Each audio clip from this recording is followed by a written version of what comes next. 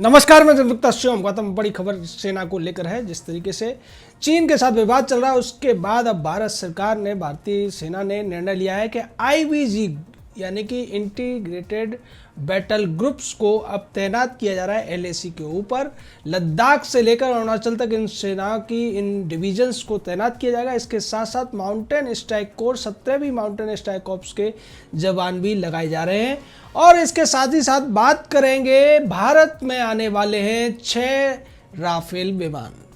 पहले बात करते हैं आईबीजी की। दरअसल जिस तरीके से खबरें आ रही थी कि चीन ने अपने यहाँ पर पर्वतारोहियों को और मार्शल आर्ट के बहुत से जो स्पेशलिस्ट हैं उन लोगों को भर्ती किया था सेना के अंदर और उन्हें एलएसी पर लगा दिया था। और जिस तरीके से गलवान घाटी में जो लोग लड़ने आए थे उनमें से भी बहुत से मार्शल आर्ट वाले लोग थे, यानी कि वो सैनिक थे जिन्हें मार्शल आर्ट में महारत हासिल थी। उसके बावजूद भारतीय सेना की बिहार रेजिमेंट के जवानों ने जिस तरीके से उनकी गर्दनें तोड़ी, रीढ़ की हड्डियां तोड़ी और 43 से ज़्यादा चीनी सैनिकों को मौत के घाट उतार दिया। उसके बाद चीन में हड़कंप मच गया और चीनी सेना को लगा कि अब अगर उसे एलएसी पर ढंग से अपनी मजबूती दिखानी है तो उसको पर्वतारोहियों को लगाना पड़ेगा और मार्शल आर्ट के एक्सपर्ट को और ज़्यादा तादाद में लगाना पड़ेगा। इसका जवाब देने के लिए भारतीय सेना के पास पहले से ही 17वीं माउंटेन कॉर्प्स थी, जिसके अंदर 2 डिवीजन है और इनको विशेष तौर पर पहाड़ों में बेहतरीन तरीके से लड़ने की ट्रेनिंग दी जा चुकी है। उसके साथ साथ भारतीय सेना ने पिछले सालों में जिस तरीके से आईबीजी तैयार किए हैं, करीब 10 से 12 आईबीजी का लक्ष्य रखा गया था भारतीय सेना में और उसके बाद इनको बढ़ाने की बात थी। आईबीजी की खास बात यह है कि इसको केवल 12 घंटे का समय चाहिए होता है लड़ाई को शुरू करने के लिए। ये कहीं भी किसी भी परिस्थिति में 12 घंटे के अंदर दुश्मन को उसकी नानी याद दिला सकती है। और निश्चित तौर पर इसको आप ऐसे समझ सकते हैं कि ऑटोमेटिक गन जिस तरीके से होती है कि केवल ट्रिगर दबाने की देर है और दुश्मन का खात्मा। उसी तरीके से आईबीजी जो सैनिक होते हैं इनके पास इतनी बेहतर तरीके की ट्रेनिंग होती है, साजो सामान होता है और कई तरीके के जो सेना को साजो सामान मिलते हैं या साजो सामान की जरूरत होती है उनको आईबीजी यानी इंटीग्रेटेड बैटल ग्रुप्स के अंदर एकीकृत किया जाता है। एक डिवीजन के अंदर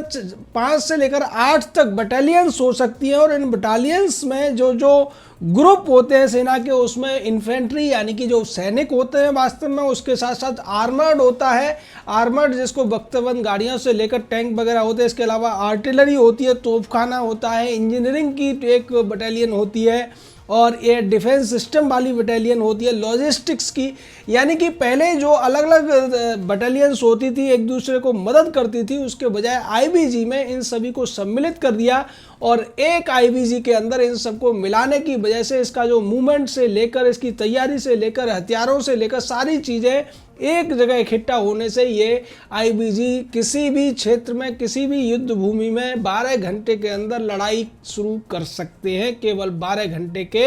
एक छोटे से नोटिस के ऊपर। और इसी की वजह से अब भारतीय सेना में इनकी संख्या बढ़ाई जा रही है और जिसको लेकर पाकिस्तान पहले तिलमिलाया था जैसे इसकी तैनाती शुरू हुई थी। चीन ने भी तब इस पर कंसर्न उठाया था और उसने ये कहने की कोशिश की थी कि भारत ऐसा अपने पड़ोसी देशों को डराने के लिए कर रहा है। और भारत के पास जिस तरीके से आधुनिक हथियार इस समय है, बड़े बड़े टैंक्स से लेकर तमाम चीज़ें हैं, उनको आईबीजी में किस तरीके से कोऑर्डिनेट किया जाता है। आईबीजी के एक डिवीज़न का जो कमांडर होता है वो मेजर जनरल का होता है और मेजर जनरल के इस कमांड में, जैसा हमने आपको पहले बताया कि 5 से लेकर 8 बटालियन हो सकती हैं। अब इन्फेंट्री ज़्यादा होगी, ये पूरा का पूरा स्ट्रक्चर का रेशो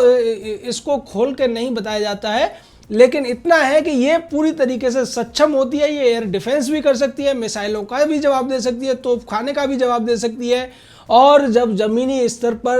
1 to 1 फाइट होती है उसमें भी आईबीजी बेहतरीन तरीके से परफॉर्मेंस दे सकती है, जिसको पहले कई जगह आराम से भारतीय सेना ने अभ्यास के तौर पर इसको परीक्षण में सही पाया है। और यही वजह है कि अब एलएसी के ऊपर इन आईबीजी ग्रुप्स को लगाया जा रहा है जिससे कि दुश्मन को उसकी नानी याद दिलाई जा सके, उसके जो यमलोक है वहाँ पहुँचाने की तैयारी पूरी तरीके से सेना ने कर ली है। माउंटेन स्ट्राइक कोर्प की तारीफ तो पूरी दुनिया करती है, आईबीजी की तारीफ भी पूरी दुनिया कर रही है और इसको लेकर चीन की तरफ से तो ये कहा गया था कि जिस तरीके से भारत की तैयारी है वो चीनी सीमाओं में घुसने की तैयारी करता हुआ नजर आ रहा है। दूसरी तरफ बात करते हैं राफेल की। राफेल को लेकर जो कहा जा रहा था कि कोरोना वायरस की वजह से हो सकता है राफेल की डिलीवरी टल जाएगी, लेकिन जैसा कि हमने आपको पहले बताया था कि भारत को पहला राफेल मिला था, उसके बाद ये तय हो गया था कि राफेल के जो विमान हैं वो क्रमिक तौर पर भारतीय वायुसेना को मिलते रहेंगे और इनमें से जो भी विमान मिलेंगे उन पर भारतीय वायुसेना के जांबाज पायलटों को फ्रांस के अंदर ही ट्रेनिंग दी जाएगी।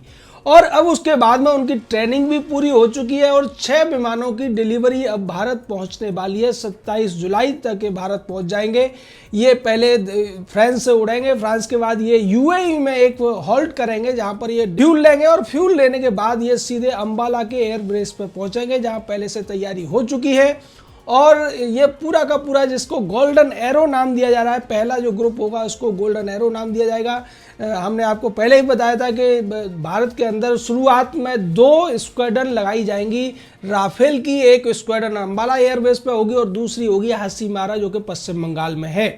यानी कि सीधे तौर पर ये पूरी की पूरी जो भारत की पश्चिमी और पूर्वी सीमाएं हैं, जो चीन के साथ सीमा है या पाकिस्तान के साथ सीमा है, इनको कवर करने के लिए है। और जैसा कि राफेल की खासियत है, इसकी जो मिसाइल्स हैं, जो इसके साथ में 3 मिसाइलों का जिक्र बहुत ज़्यादा ज़रूरी है। जो राफेल के साथ में एक मीटियोर जिसको लेकर काफ़ी चर्चा हुई थी और आरोप लगाए गए थे कि इतना महंगा राफेल क्यों खरीदा जा रहा है, तब हमने आपको बताया था कि अकेले मीटियोर मिसाइल के एड ऑन करने से 6000 करोड़ की लागत लगी थी। और इसकी खासियत ये होती है कि 150 किलोमीटर की रेंज होती है इस मिसाइल की और इसको